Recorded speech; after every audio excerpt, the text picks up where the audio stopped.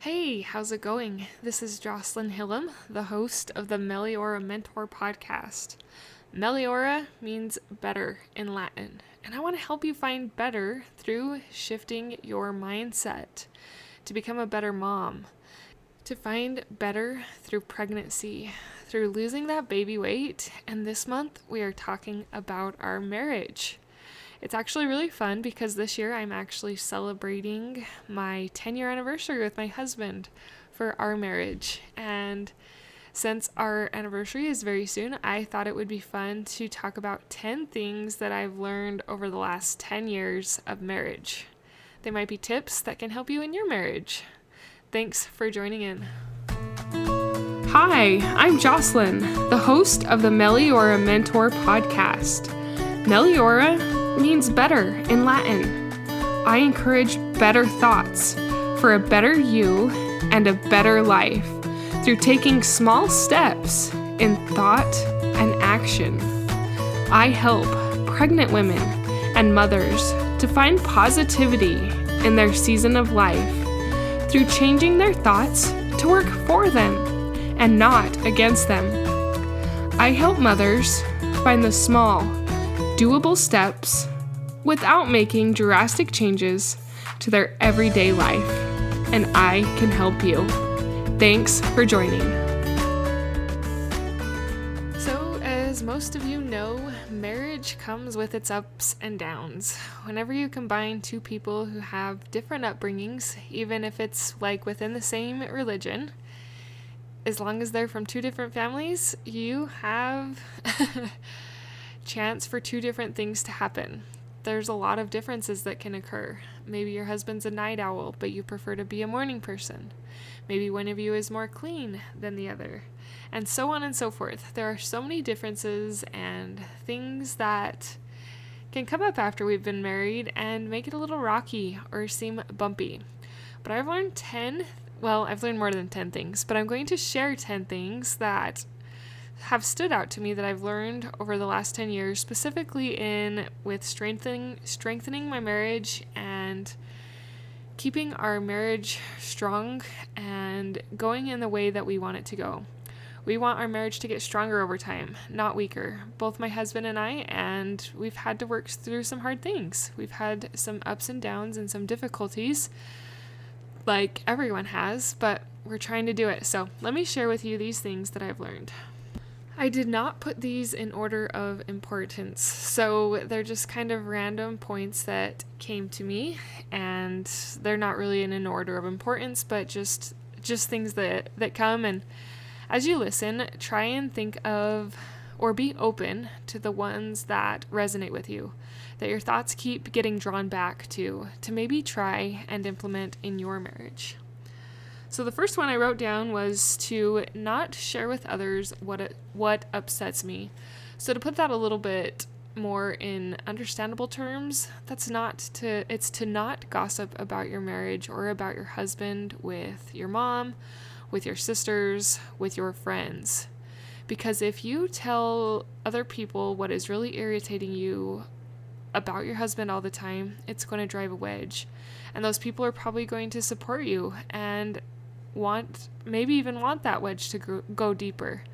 I hope not, but sometimes that can happen. If we're not a little bit careful about how we tell people things that are going on with our husband that might bother us, that can drive a deeper wedge. Now, there are times where I would say that it's good to talk things out, but I want you to think about it first. Think about if this really is a big deal, if this is really something that's going to affect you 5 or 10 years down the road, or if this is just something in the moment that you're heated, hot, and angry.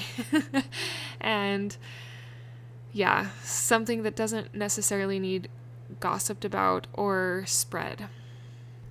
The second thing is to make the effort to do the things that he loves. Oftentimes it's easy to neglect this because we have kids, and we have houses that have stuff. Stuff that needs cleaned, meals that need cooked, kids that need taken care of, babies that need fed. And sometimes it can be really easy to neglect doing the things that he loves. So if your man enjoys like physical touch, just Enjoy holding his hand in the car. Make little moments of physical touch count. And do the things that he likes for him. It actually will return, and he'll start doing the things that you like.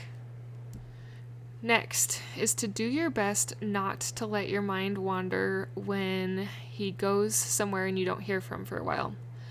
So I remember when I was newly married and my husband had gone snowmobiling. And there was one evening I was at home alone and I did not hear back from him. And the stories that started going on in my head were scary. Like, almost all of it ended with him being buried or a bad crash. And I got myself really worked up and really nervous. So instead of telling yourself those negative stories like he probably died, tell yourself a different story like his phone probably died. Maybe he's still out of service. Maybe they had a snow machine go down and they don't have service yet, but they're trying to get to that snow machine. Telling myself a different story, a more positive story that was believable, actually helped me not to be so worried and like resentful if I didn't hear from him. So that has been something that has been important for me to do, is to tell myself a new story when I'm feeling kind of anxious or worried about him or why he's not getting back to me. The next one's kind of a tough one, but I learned it from my grandparents, and that is to not correct each other in front of children. So we are still working at this because our children are still young. And we have different methods of parenting, as probably most people and couples that come together do. You kind of have to work together to figure out how your parenting works together. But if you don't correct each other in front of the kids, but do that in private, or talk to each other about it in private, what you liked or what you didn't like about what they were doing or how they were handling the situation, but if you do that in private, that will help you to strengthen your relationship because you're going to communicate about it, but it also won't make your kids pick sides. Because kids are awesome, but if you're not careful, they can also be a driving force to put a wedge in your marriage, which we don't want. So if it can wait, ask your husband later or after to explain or tell him what you felt during that situation and why it bothered you. This actually has helped Isaac and I in so many ways to handle parenting situations together, to learn how to work through them together, to find solutions to things that probably could have escalated if we hadn't have talked it out when we were a little more calm a little later. I remember being told, this is another one, I remember being told when we were married that never go to bed angry. But I don't totally agree with this, because sometimes it actually is really good to sleep it off. It is good to get some rest, to let your mind have a period of resting before having to figure out and go through it again. Because sometimes it can just turn into fights and anger all night long, but if you sleep it off, the next morning, sometimes you'll realize, that probably wasn't even really a big deal anyways, or you'll be in a calmer mindset to work it through and talk it out. So that is something that I have learned or has worked well for me. Still smile with your husband. Still try to flirt. Still try to bring in some of those memories from dating and when you really loved each other. Have fun with him and still let him be a priority. Find simple ways to make him be a priority. And those are actually my next 2 points, which are first, to hold his hand in the car, because that physical touch and that hand holding in the car draws you closer together. And the other one is to sit by him at night on the couch. Instead of sitting on your different couches at night or sitting far apart on the couch, sit next to each other. If you're watching something or if you're both on your cell phones, what have you, but sit next to each other. And if you've been on my podcast or listened to it for any amount of time, you know I said both of those things multiple times, but they are so important. It is the small and simple things that are going to draw us together to a deeper relationship. So doing those small and simple things are super important. Another thing that I learned is it's okay to feel pleasure and enjoy that aspect of your marriage. That actually was a mind block for me for like almost 8 years of our marriage. I had to really work through that. And if you are a little bit blocked in that area of your life, I encourage you to look up Jana Denton House. She has wholesome approaches for women married to men who want to strengthen that aspect of their marriage or to figure out ways to make it better, because it was a transition to figure that out. Some of her videos may not be call to you, but some of them may. And she actually really helped me out. But realizing that feeling that is okay and it's good and it's beautiful. So that is another thing. And the last one is to be honest. Confide in your husband. Tell him some of your deepest wishes. Tell him some of the fears that you are going through. As you confide in each other and share these things with each other, it strengthens you. It bonds you closer together with an emotional bond and with the desire to help each other become better and to overcome the hard things that come through living life and through learning how to be married to someone. So I know I went through those a little bit fast. I want to get better at storytelling because that intrigues me. So that is a goal that I am publicly telling you so that I will strive to do better at that in the future. But I wanted to summarize the 10 points of things that I've learned over the last 10 years. And if one of them resonates or really is repetitive in your mind, give it a try and see how it works for you. This is not the order I said them in, but these are the 10 things. Don't gossip with others about your husband.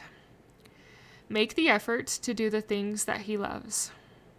Hold hands in the car. Sit next to him and touch him in the evening.